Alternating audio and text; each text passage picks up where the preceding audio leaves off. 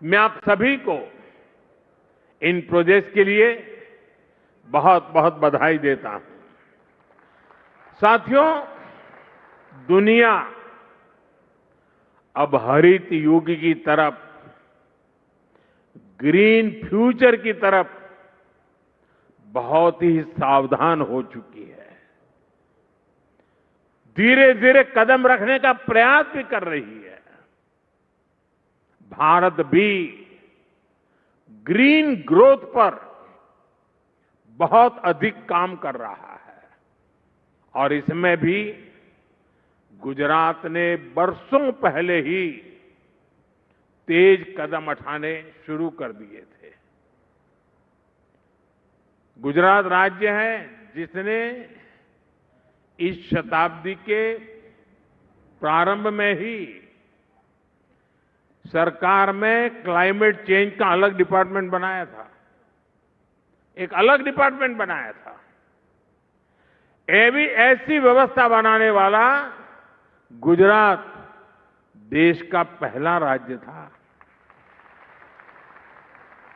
और जैसा अभी मुख्यमंत्री जी ने जिसका वर्णन किया, गुजरात के अपने पाटण के चारणका गांव में भारत का पहला सोलर पार्क भी बनाया गया था। और एक प्रकार से उस समय तो वो तीर्थ क्षेत्र बन गया था। लोग देखने आते थे कि इतना दूर दूर तक दिखाई दे इतना बड़ा सोलर प्लांट। साथियों, गुजरात में उस समय आप सभी ने जो किया उसने पूरे देश को प्रेरणा दी है। आज भारत प्रकृति के साथ प्रगति का मंत्र लेकर विकास कर रहा है। इकोनॉमी भी, इकोलॉजी भी। और साथियों, सूरत में तो ये प्रत्यक्ष दिखता है। आजकल सूरत की सर्कुलर वाटर इकोनॉमी की बहुत चर्चा होती है। यहां शहर के वेस्ट वाटर को ट्रीट करके इंडस्ट्री को सप्लाई किया जाता है। इससे गंदे पानी का मैनेजमेंट भी हो जाता है और पानी से कमाई भी होती है। बीते 12 वर्षों से देश में वेस्ट टू वेल्थ का एक बहुत बड़ा जन आंदोलन चला है। ये हमारे शहरों की स्वच्छता और उन्हें ग्रीन और क्लीन बनाने में बहुत काम आ रहा है। साथियों, अब प्रयास ये है कि आने वाले कई दशकों तक सूरत के लिए पीने के पानी की पूरी व्यवस्था हो।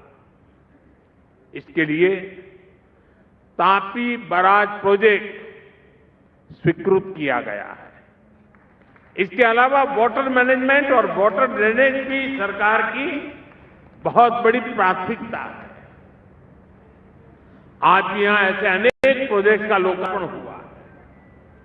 साथियों, सूरत सिर्फ स्वच्छता और सर्कुलर इकोनॉमी तक ही सीमित नहीं है, बल्कि ग्रीन ग्रोथ के दूसरे माध्यमों का भी अभूतपूर्व गति से विस्तार हो रहा है। अब जैसे इलेक्ट्रिक मोबिलिटी है, सूरत ऐसी व्यवस्था बनाने में जुटा है जहां सड़कों पर चलने वाली सारी बसें इलेक्ट्रिक होगी। साथ ही यहां सूरत मेट्रो का भी विस्तार हो रहा है। ये सारे कदम हरित शहर के रूप में सूरत की पहचान को और सशक्त करेंगे। और हां, आने वाले समय में Hazira industrial area green steel के उत्पादन के लिए भी जाना जाएगा।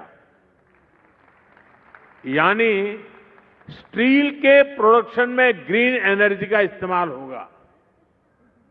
साथियों, आज दुनिया अभूतपूर्व चुनौतियों के दौर से गुजर रही है।